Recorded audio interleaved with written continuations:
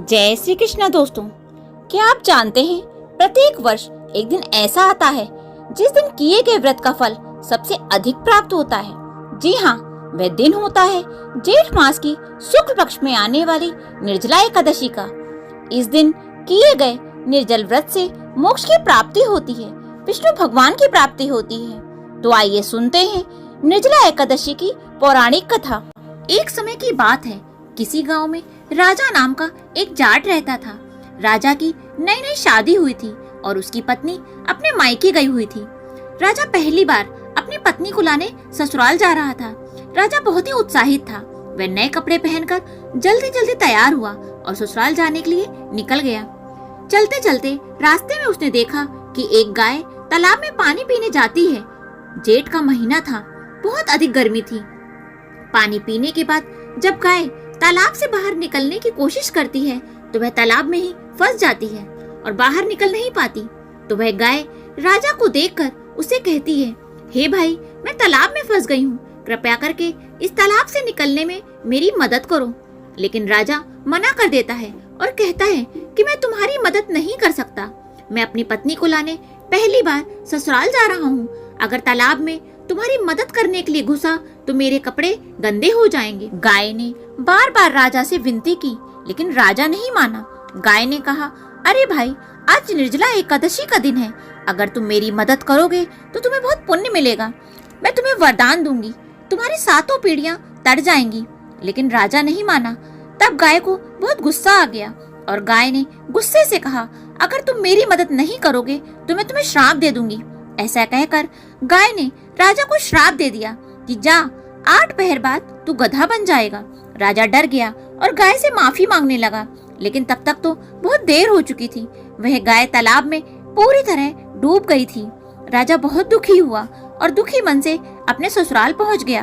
वहां सबने अपने जमाई का आदर सत्कार किया, लेकिन राजा ने अपनी पत्नी से कहा, तुम तैयार हो जाओ, हमें अभी निकलना है। सब लोगों ने राजा से कहा, जमाई जी, अभी तो आए हो, आज रुक जाओ, कल चले जाना। लेकिन उसने तो जैसे जाने की जिद ही पकड़ ली। तब उसकी पत्नी ने कहा, सब लोग इतना कह रहे हैं तो रुक जाओ, कल चलेंगे। तब राजा ने सारी बात अपनी पत्नी को बताई। श्राप की बात सुनकर उसकी पत्नी तुरंत तैयार होकर अपने पति के साथ घर के लिए चल दी। दोनों लोग घर पहुंच जाते हैं और 8 पहर के बाद राजा गधा बन जाता है। तब उसकी पत्नी अपने पति के साथ अंदर ही रहती है, लेकिन धीरे धीरे उसके घर का सब सामान खत्म हो जाता है और दोनों के लिए खाने के लिए भी कुछ नहीं बचता। तो उसकी पत्नी बहुत दुखी होती है। ऐसे ही कुछ समय बीत जाता है। फिर एक दिन वह गधा अपनी पत्नी से कहता है कि तुम मुझे लेकर मजदूरी करने चलो। उसकी पत्नी यह बात मान लेती है और दोनों नगर के राजा के यहाँ मजदूरी करने पहुँच जाते हैं। राजा के यहाँ एक कुआं खोदने का काम चल रहा था। वहीं पर वह मिट्टी डालने का काम करने लगती है। जब सब मजदूरों ने देखा कि वह अपने सर पर मिट्टी रखकर डाल रही है तो वह सब बोले, बहन, तुम्हारे पास तो ये गधा है, फिर तुम अपने सर पर मिट्टी रखकर क्यों डाल रही हो? इस गधे पर रखकर मिट्टी क्यों नहीं डालती? वह कुछ नहीं बोली, चुपचाप अपना काम करती रहती है। यह सब दूर से राजा भी देख रहे थे। उन्हें बहुत आश्चर्य हो रहा था।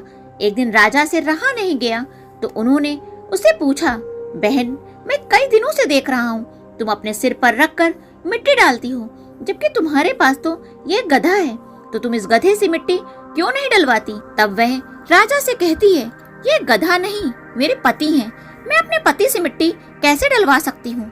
राजा बोले, ऐसा कैसे हो सकता है? तब उसने गाय के श्राप वाली बात राजा को बताई। तब राजा अपने यहाँ पंडित को बुलाते हैं और इसका समाधान पूछते हैं। तो पंडित बोला कि महाराज, इसका तो बस एक ही उपाय है।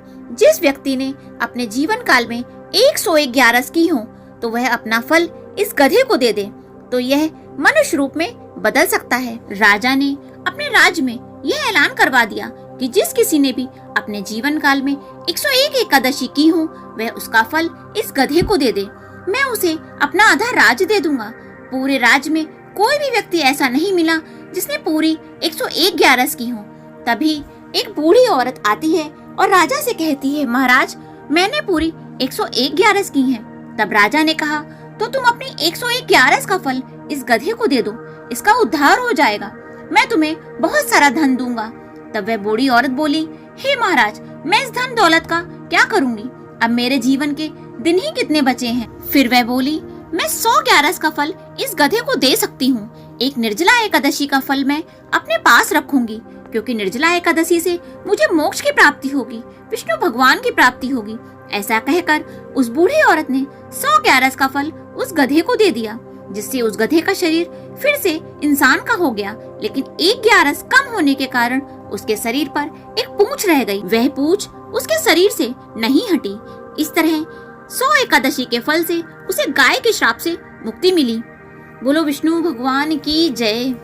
दोस्तों, अगर आपको ये कहानी अच्छी लगी हो तो इसे लाइक और शेयर जरूर कीजिएगा और नीचे कमेंट बॉक्स में विष्णु भगवान की जय अवश्य लिखिए।